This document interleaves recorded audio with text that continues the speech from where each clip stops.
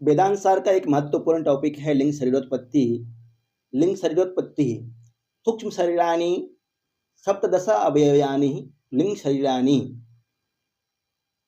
आप जब सांख्य कारिका पढ़ते हैं वहाँ पे सूक्ष्म शरीर गिनाए हैं। सूक्ष्म शरीर में 18 तत्व बताया है वहाँ पे, और यहाँ पे 70 तत्व लिंग शरीरोत्पत्ति में बताया है।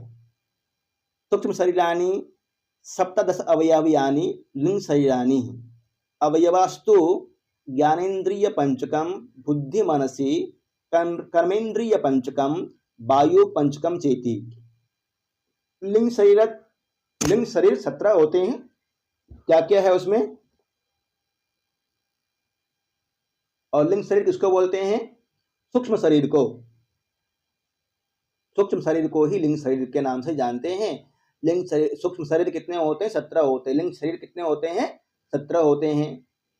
और यह 17 अवयवों से युक्त होता है। क्या क्या है उसमें? पंच ज्ञानेन्द्रियां। 5 ज्ञानेन्द्रियां कौन कौन से? श्रोत्र, त्वक, चक्षु, जिह्वा, घ्राण। 5 ज्ञानेन्द्रियां। और पंच कर्मेंद्रियां, वाक, त्वक, चक्षु, नहीं, पंच कर्मेंद्रियां हैं वाक, पाणिपाद, पायु, उपस्थ। वाक, पाणिपाद, पायु, उपस्थ, ये पंच कर्मेंद्रियां हैं। पंचवायु। पंचवायु कौन कौन से? प्राण, अपान, व्यान, समान और उदान। प्राण, अपान, समान, व्यान और उदान, ये पंचवायु है। यद्यपि 10 वायु बोलते हैं, 5 वायु और भी स्वीकार करते हैं कुछ लोग, नाग, कूर्म, कृकल, देवदत्त, धनंजय। यहाँ 5 वायु है। और बुद्धि, मन, ये कुल मिलाकर के 17 सूक्ष्म शरीर है। बुद्धि, मन, पंच ज्ञानेन्द्रियां, पंच कर्मेंद्रियां, पंचवायु। पंचवायु में नाग, कूर्म, कृकल, प्राण, अपान, व्यान, समान और उदान। ये है प्राण, अपान, व्यान, समान, उदान और बुद्धि, मन, कुल मिलाकर के 17 है। 5 ज्ञानेन्द्रियां, 5 कर्मेंद्रियां, पंचवायु, बुद्धि, मन, कितने हुए? 17। ये 17 क्या हैं? सूक्ष्म शरीर। सूक्ष्म शरीर या लिंग शरीर। अब पंच ज्ञानेन्द्रियां कौन कौन से हैं? ज्ञानेन्द्रियाणि श्रोत्र, त्वक, चक्षु, जिह्वा, घ्राण, नख्यानि। ज्ञानेन्द्रियाणि तो श्रोत्र, त्वक, चक्षु, जिह्वा, घ्राणाख्यानि। एतान्य आकाशादीनां सात्विक अंशेभ्यो व्यस्तेभ्यः पृथक पृथक क्रमेण उत्पद्यन्ते। क्रमेणोत्पद्यन्ते, कौन सी संधि हुई है यहाँ पे? क्रमेणोत्पद्यन्ते में गुण संधि। क्रमेण उत्पद्यन्ते इति क्रमेणोत्पद्यन्ते। एतानि आकाशादीनां सात्विकांशेभ्यो, ये सभी आकाशादि के, आकाश, वायु, अग्नि, जल और पृथ्वी, उसके इन 5 पंच महाभूत के सात्विक अंश से व्यस्तेभ्यः पृथक पृथक क्रमेण उत्पद्यन्ते, उनसे क्रमशः पृथक पृथक उत्पन्न हुए हैं। श्रोत्र, त्वक, चक्षु, जिह्वा, घ्राण। इसका विषय क्या है? श्रोत्र का विषय क्या है? शब्द, त्वक स्पर्श, चक्षु रूप, शब्द, स्पर्श, रूप, रस, गंध। जिस तरह से आपने आकाश, वायु, अग्नि, जल, पृथ्वी, इनकी तन मात्राएं, आकाश, वायु, अग्नि, जल, पृथ्वी की उत्पत्ति तन मात्राओं से हुई है, शब्द, स्पर्श, रूप, रस, गंध से क्रमशः। उसी तरह से इन 5 ज्ञानेन्द्रियों का विषय अर्थात तन्मात्राएं हैं शब्द, स्पर्श, रूप, रस, गंध। श्रोत्र का शब्द, त्वक का क्या विषय है? स्पर्श, चक्षु का रूप, जिह्वा का गंध, जिह्वा का विषय रस, घ्राण का गंध। इस तरह से 5 विषय अलग अलग है। शब्द, स्पर्श, रूप, रस, गंध। यहां तक समझ पाए?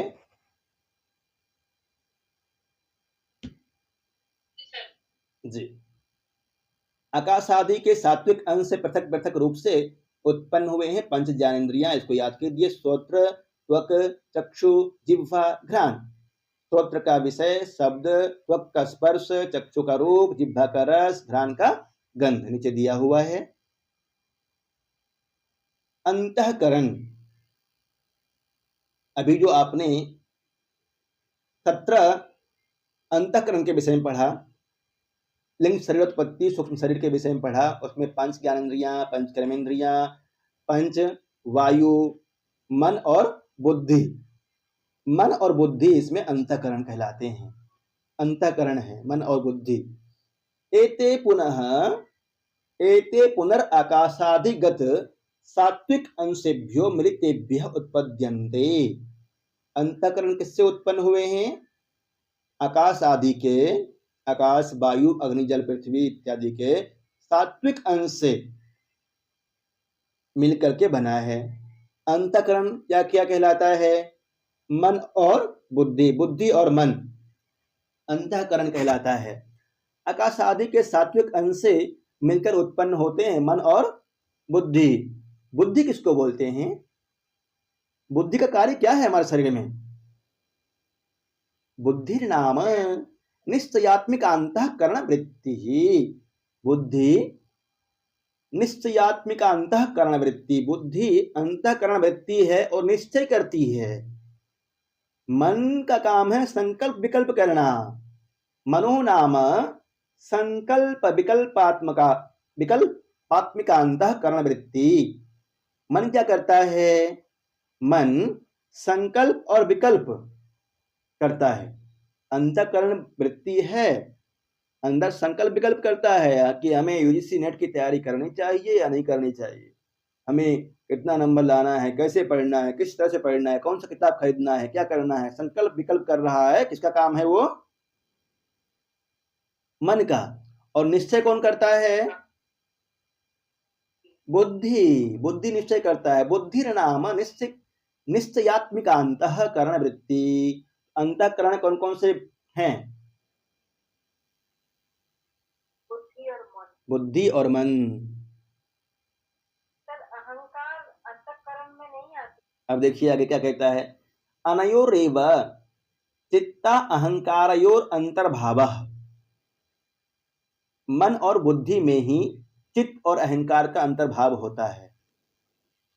मन और बुद्धि के अंतर्गत ही चित्त अहंकार, जो कि हम सांख्य कारिका में पढ़ते हैं, इसके अंदर ही मन और बुद्धि में ही चित्त और अहंकार का अंतर्भाव हो जाता है। चित्त अहंकार।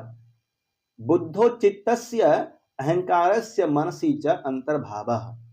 बुद्धि में किसका अंतर्भाव होता है? चित्त का। बुद्धो चित्तस्य और अहंकारस्य कस्मिन् अंतर्भावः? मनसि। मनसि।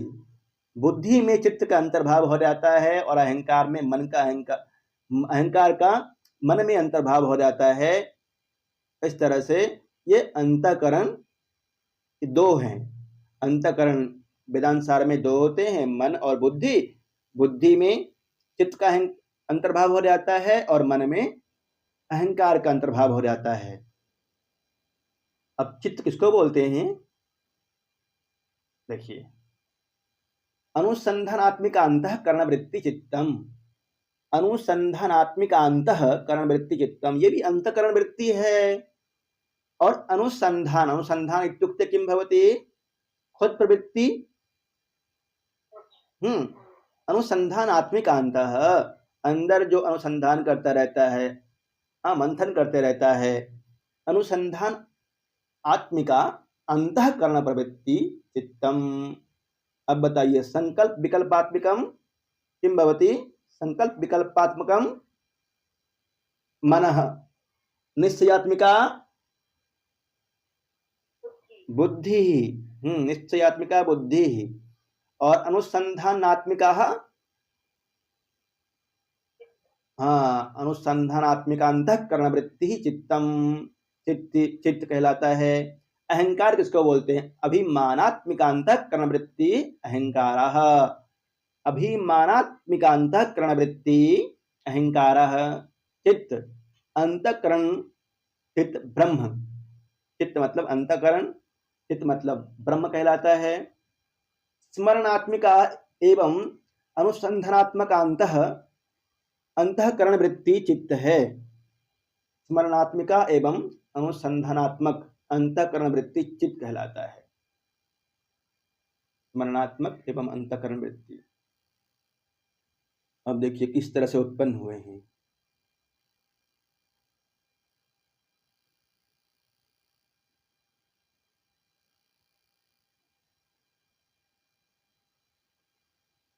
आकाश, वायु, अग्नि, जल, पृथ्वी। आकाश, वायु, अग्नि, जल, पृथ्वी ये पंच महाभूत है। आकाश के सात्विक अंश से, आकाश के सात्विक अंश से, वायु के सात्विक अंश से, अग्नि के सात्विक अंश से, जल के सात्विक अंश से और पृथ्वी के सात्विक अंश से, अर्थात पंच महाभूतों के सात्विक अंश से किसकी उत्पत्ति हुई है? अंतःकरण की। अंतःकरण में क्या क्या आते हैं? मन, हाँ, बुद्धि और मन। मन और बुद्धि ये अंतःकरण में आते हैं। पांचों आकाश, वायु, अग्नि, जल, पृथ्वी तीनों का सात्विक, राजसिक और तामसिक, सत्व, रज और तम तीनों गुण तीनों का होता है। अंतःकरण किससे उत्पन्न होते हैं? पंच महाभूतों के सात्विक अंश से। सात्विक अंशेभ्यः आकाशादीनां सात्विक अंशेभ्यः अंतःकरणयोर उत्पत्ति। अंतःकरण करण की जो उत्पत्ति होती है, अंतःकरण में क्या क्या आते हैं? बोलिए। मन और बुद्धि। अंतःकरण में मन और बुद्धि आते हैं। अंतःकरण की जो उत्पत्ति होती है वो किससे हुई है? कैसे उत्पत्ति हुई है इसकी? तब ये बताता है, जवाब देता है कि आकाश, वायु, अग्नि, जल, पृथ्वी इनके सात्विक अंश से, सत्व गुण से, तत्व गुण से, आकाश के सात्विक अंश से, वायु के सात्विक अंश से, मतलब पांचों तत्व मिला हुआ है अंतःकरण में। पांचों तत्वों का सात्विक अंश है मन में और बुद्धि में। और समझिए, जैसे कि कोई मिष्टान बनाते हैं आप, उसमें 5 पदार्थ डालना है आपको। 5 पदार्थ डालना है। 5 पदार्थ का अलग अलग चीज से बना रहे हैं आप, कुछ कुछ अंश ले लिए, सबका कुछ कुछ अंश लेकर के आप बना लिए। सबका गुण अलग अलग है सब कुछ। इसमें आकाश में भी अलग अलग है, सत्व, रज और तम। वायु में भी सत्व, रज और तम है। अग्नि में तीनों गुण हैं, जल में तीनों है, पृथ्वी में तीनों है। जैसे दूध से दही, मक्खन, घी तीनों बनाते हैं, तो हमें तीनों की आवश्यकता नहीं है। हमें मान लीजिए रोटी खानी है, तो रोटी में हमें घी खाने की इच्छा है, तो घी सत्व अंश से, सत्व अंश मान लीजिए हम भाई सत्व अंश लिए, दूध नहीं लिए, मक्खन नहीं लिए। उसी तरह से वायु कोई और दूसरा पदार्थ, गन्ना से गुड़ भी बनता है, गन्ना से चीनी भी बनता है, और भी बहुत कुछ बनता है। हमको गुड़ खाने की इच्छा हो रही है तो हम गुड़ लेंगे ना। यहाँ पे नियम है, वेदांत का विषय है ये, हम लौकिक उदाहरण दे रहे हैं।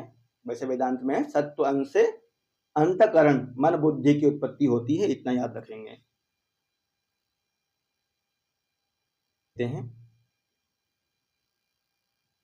पंच कर्मेंद्रिया। पंच कर्मेंद्रिया, कर्मेंद्रियानि वाक् पाणिपाद पायुपस्थानि। कर्मेंद्रिय कौन कौन से हैं? वाक, पानी, पाद, पायु और उपस्थ। वाक, पाणिपाद, पायु और उपस्थ ये पंच कर्मेंद्रियां हैं। एतानि पुनर्आकाशादीनां रजो अंशेभ्यो व्यस्तेभ्यो पृथक पृथक क्रमेण उत्पद्यन्ते। अब इसको समझिए, पंच कर्मेंद्रियां किससे उत्पन्न हुई हैं? रजो अंश से, आकाश आदि के रजो अंश से। रजो अंश राजसिक होता है, दुखात्मक होता है, और ये पांचों अग्नि, वायु, आकाश, अग्नि, वायु, आकाश, वायु, अग्नि, जल, पृथ्वी पांचों के रजो अंश से उत्पन्न हुए हैं पंच कर्मेंद्रियां। अंतःकरण किससे उत्पन्न हुए हैं? सात्विक अंश से। पंच कर्मेंद्रियां किससे उत्पन्न हुए हैं? पांचों स्थूल भूतों के रजो अंश से। रजो अंशेभ्यः व्यस्तेभ्यः पृथक पृथक क्रमेण उत्पद्यन्ते। आकाशादि के रजोगुण से पृथक पृथक रूप से पंच कर्मेंद्रियां उत्पन्न होती हैं। वे पंच कर्मेंद्रियां कौन कौन सी है? वाक, पानी, पाद, पायु, उपस्थ। आकाश, वायु, अग्नि, जल, पृथ्वी, पांचों पंच महाभूत से, पंच महाभूत के किस अंश से? रजो अंश से, रजो अंश से उत्पन्न हुए। आगे है पंचवायु। एतत् प्राणादि पंचकमाक आकाशादिगत रजो अंशेभ्यो मिलितेभ्यः उत्पद्यन्ते। मिलितेभ्यः एतत् प्राणादि पंचकम, एतत् प्राणादि पंचकम आकाशादिगत रजो अंशेभ्यो मिलितेभ्यः उत्पद्यन्ते। प्राण, लिंग शरीर में 5 प्राण भी गिनाया था ना, 5 कर्मेंद्रियां, 5 ज्ञानेन्द्रियां और 5 वायु, और 2 क्या है? मन और बुद्धि। मन और बुद्धि जिसको अंतःकरण कहते हैं। पंचवायु एतत् प्राणादि पंचकम आकाशादि गतरसो अंशेभ्यो मिलितेभ्यः उत्पद्यन्ते। उत्पन्न होते हैं क्रमशः कौन कौन से हैं पंचवायु? प्राण, अपान, व्यान, समान, उदान। ये आपको याद करना है, इसका काम भी याद कर लेना है। क्या काम है, क्या काम करता है हमारे शरीर में पंच वायु। इसी प्रकार आकाशादि के रजो गुण के सम्मिलित अंश से पंचवायु अर्थात प्राण उत्पन्न होती हैं। सभी पंच महाभूतों का रजस मिलकर पंचवायु यह रजोगुण का परिणाम है। वायुवः प्राण, अपान, व्यान, व्यानो दान समानाः। पंचवायु हैं ये, प्राण, अपान, व्यान, समान और उदान। क्रम से याद कर लीजिए, प्राण, अपान, व्यान, समान, उदान। अब प्राण का कार्य क्या है हमारे शरीर में? प्राण का हमारे शरीर में कार्य है प्राणो नाम प्रागमनवान नासाग्र स्थानवर्ती। प्राण बोलते हैं नाक से जो श्वास लेते हैं, नासाग्र अग्रभाग पे, नाक के अग्रभाग से जो श्वास लेते हैं उसको प्राण कहते हैं। अपानो, अपानो नाम अवाग गमनवान पाहुआदि स्थानवर्ती। पायु आदि स्थानवर्ती जो वायु गैस छोड़ते हैं वो, उसको बोलते हैं अपान वायु। व्यानो नाम विश्वक गमनवान अखिल शरीरवर्ती। व्यान वायु हमारे शरीर के पूरे अंश में व्याप्त रहता है, पूरे शरीर में व्यान व्याप्त रहता है।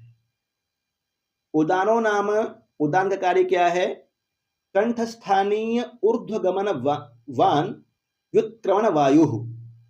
व्यान उदान, उदान कंठस्थानीय होता है और ऊर्ध्वगमन उत्क्रमण करता है वायु को। समानो नाम शरीर मध्यगतः असित पित अन्नादि समीकरण करः। समान शरीर के मध्य भाग में रहता है, जो कि अन्न आदि का पाचन शक्ति का कार्य करता है। कुछ सांख्य मतानुयायी के अनुसार नाग, कूर्म, कृकल, देवदत्त, धनंजय नामक और पंच वायु हैं। ये प्राणादि वायु आकाशादि सूक्ष्म भूतों के सम्मिलित रजोगुण के अंश से उत्पन्न होते हैं। रजोगुण से उत्पन्न होते हैं ना, रजो अंशेभ्यः पंच प्राणाः उत्पद्यन्ते। किसके रजो अंश से? आकाश आदि के रजो अंश से। हाँ, ये जो पंच वायु और भी है, नाग, कूर्म, कृकल, देवदत्त, धनंजय, उसका भी याद कर लीजिए। उद्गिर करः वायु विशेषः नागवायु, उन्मिलन करः वायु कूर्मः, छुत्करः वायु कृकलः, जृंभन करः वायु देवदत्तः, पोषण करः वायु धनंजयः।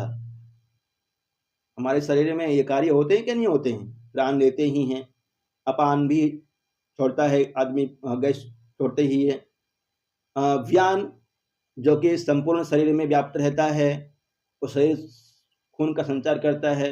उदान कंठस्थानीय होता है, जैसे डकार लेते हैं आदि। समानो नाम शरीर मध्यगत अशित पीतनवान अन्नादि समीकरण समान मध्यवर्ती भाग में रहता है और वह अन्नादि का पाचन आदि काम करता है। और 5 वायु और भी है, जैसे नाग वायु, उद्गिरकर्ण वायु विशेष, उन्मिलन करः, जैसे उन्मिलन करः वायु कुर्मः, क्षुत्करः वायु त्रिकलः, जृंभन करः जो जम्भाई लेते हैं उसको जम्भन करः बोलते हैं, देवदत्त नाम है उसका, ओशन करः वायु धनंजय।